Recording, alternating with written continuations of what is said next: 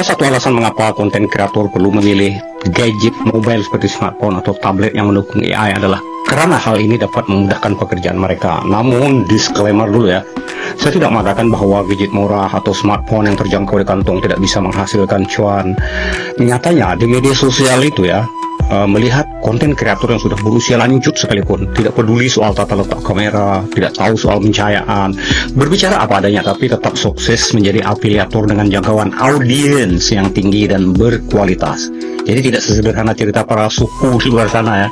Banyak dari mereka hanya berbagi pengalaman pribadi atau sekedar mengamati apa yang telah dialami orang lain lalu diceritakan kepada Anda. Maka dari itu mari kita bahas lebih lanjut tentang mengapa penting dan untuk teliti memilih spesifikasi gadget terutama di era revolusi gadget yang berbasis AI ini ya. Pertama kita perlu memahami bahwa AI memerlukan sumber daya yang lebih besar dibandingkan dengan smartphone atau tablet generasi sebelumnya. Misalnya ya, baru-baru ini produsen seperti Xiaomi telah mengumumkan bahwa kedepannya mereka tidak akan lagi merilis perangkat dengan RAM 4GB atau 6GB karena kapasitas tersebut tidak mendukung kebutuhan AI. Kedua, dibutuhkan chipset terbaru yang lebih kuat untuk mendukung kinerja AI. Sebagai contoh, smartphone flagship Samsung keluaran tahun 2021 tidak dapat menjalankan fitur AI secara optimal karena chipsetnya belum memadai ya. Dan dua contoh tadi kita bisa melihat ya alasan mengapa iPhone 15 tidak mendukung AI secara penuh sedangkan iPhone 16 sudah siap dengan dukungan AI karena dilengkapi dengan chipset Bionic A17. Padahal ini iPad hanya iPad yang sudah menggunakan chipset Bionic A17 dan M1 lah yang mampu menjalankan fitur-fitur AI secara optimal. Mengapa ini penting bagi konten kreator? Nah, sebagai contoh, saya pernah mencoba mengedit video menggunakan aplikasi CapCut ya, yang kaya dengan fitur AI. Menggunakan Samsung Tab S9 FE tahun 2003 ya. Lalu saya gunakan juga iPad Pro M1 2001. Sekilas fitur CapCut pada kedua perangkat terlihat sama, namun ketika masuk ke tahap editing yang lebih kompleks, perbedaannya menjadi sangat jelas.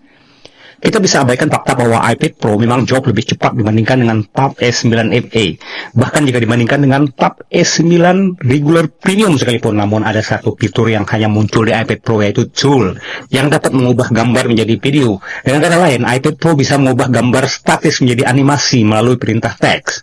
Sementara fitur CapCut ini tidak terdapat tidak terpasang pada Samsung Tab S9 FE. Alasan terletak pada chipset dan kapasitas RAM seperti yang sudah dikatakan oleh petinggi Xiaomi.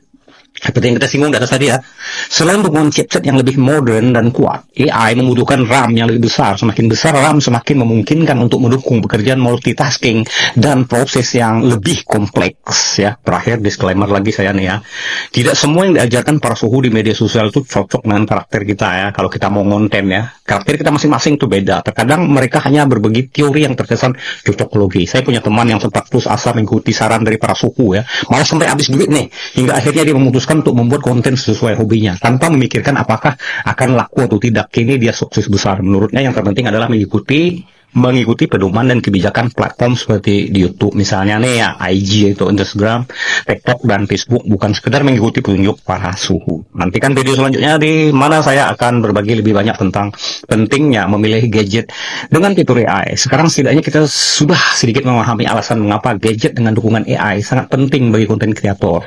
Oke, terima kasih, sampai jumpa lagi.